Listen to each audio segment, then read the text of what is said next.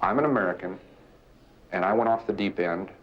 Ed Kemper has been serving a life sentence in this California prison since 1973, when, at the age of 24, he murdered his mother, then called police and confessed to having dismembered college co-eds for 2 years, as well as cannibalizing and raping their headless bodies. When someone abandons himself to being a victim, he's going to have to be one. With an IQ of 136, Kemper is now the prison's best reader of books for the blind. I'm saying I've wanted to kill my mother since I was 8 years old, and I'm not proud of that. It started with surrogates at a non-human level. Physical objects, my possessions, other people's, destruction of things that are cared about, and then destruction of things that are living on a lower level, small animals, insects, animals, and then finally people. It started coming to a head again, so I went back down. I ran away back down there. And then a month later, I'm up living with my grandparents in the mountains, and 10 months later, I murdered them. It made it worse to be on top of a mountain. I was literally on top of a mountain when it happened. And I sensed everybody in the world just stopping what they were doing, turning around, saw what I did, and are coming to get me. And I knew I was paranoid at that moment. I knew anybody that came up there and gave me a funny look or a fishy eye or quizzical look, I'd have blown their brains out thinking they were coming to get me. And if it had been in a city, I would have been a mass murderer at age 15. I would have killed until they gunned me down. I wouldn't have been able to reason my way out of it. I was scared to death, and I was violent. I felt my back hit that wall. I was the rabbit that always ran, that always backed away, always burned his bridges. And suddenly there weren't any more, and my back hit that wall, and I came out screaming and kicking and shooting. He was released to the one person that authorities at the state mental hospital recommended he never see again. I got paroled to my mother. Atascadero decided that I didn't ever need to talk to her again at all. Don't give her a Christmas present. Leave her alone. She got her pound of flesh out of you. I wasn't sniveling about my mother to them. I didn't like to hear what they had to say about her. She went through 3 husbands like a hot knife through butter.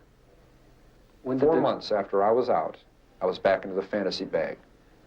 My first date was an absolute disaster. It wasn't her fault, you know? And I didn't blame her even then. I'm saying it was a terrible tragedy, but boy, she didn't ever talk to me again. It was awful. It wasn't sexual or grabbing at her, and I was just such a dork, taking her to a John Wayne movie and Denny's. It's terrible. I'd never been on a date. At 16, that was cool, you know? I'd never been on a date, you know? I was locked up since I was 15. But I can't tell her that. Oh, gee, you don't mind me, you know? She kind of got hung up on my looks or whatever, you know? I mean, she's a gorgeous young lady, pure class, and she saw something there that I guess wasn't there, and boy, she found out quick.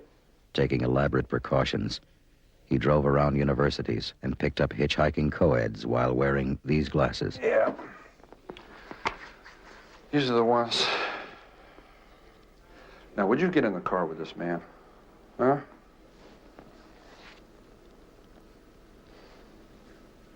The state has made me much more credible as a human being. While his mother worked at the university, Kemper buried the mutilated bodies in the mountains and took the severed heads home. Then he slept with their heads for days and finally went looking for more.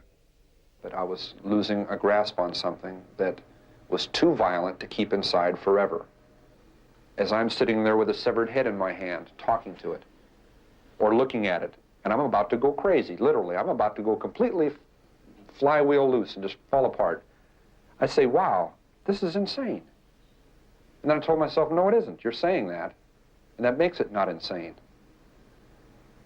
I said, I'm sane, and I'm looking at a severed... I said, well, wait a minute. I see old paintings and drawings of Viking heroes talking to severed heads and taking them to parties, old enemies in leather bags.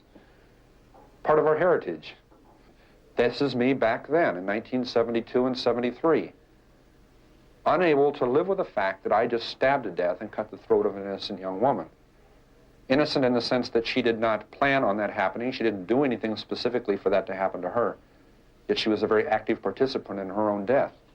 And in my memory of that, she was 19 years old, and her roommate in the trunk who died right after that was 18.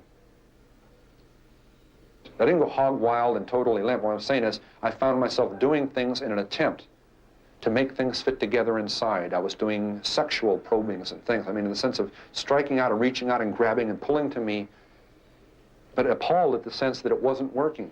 That isn't the way it's supposed to be. It isn't the way I want it. See what I'm saying? And yet during that time, I become engaged to someone who's young and is beautiful and very much the same advantages and very much the same upbringing and Disneyland values. And she's very much the reason I surrendered. I picked up two girls who were so much like the first two, it was unbelievable. Almost identical circumstances. And I let them go. Everything went towards killing them, and I didn't. But I'm saying, wow, it's uncanny. It was almost like it was meant to be that way. And I said, wow, this got to stop.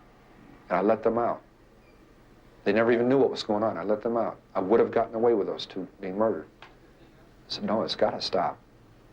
And a week later, I murdered my mother. Went back to Santa Cruz and killed her. He killed her with a hammer in her sleep, cut off her head and hands, but then put her vocal cords in the garbage disposal and threw darts at her severed head. I am an American, and I killed Americans. I am a human being, and I killed human beings. And I did it in my society. Death to the Klan! Death to the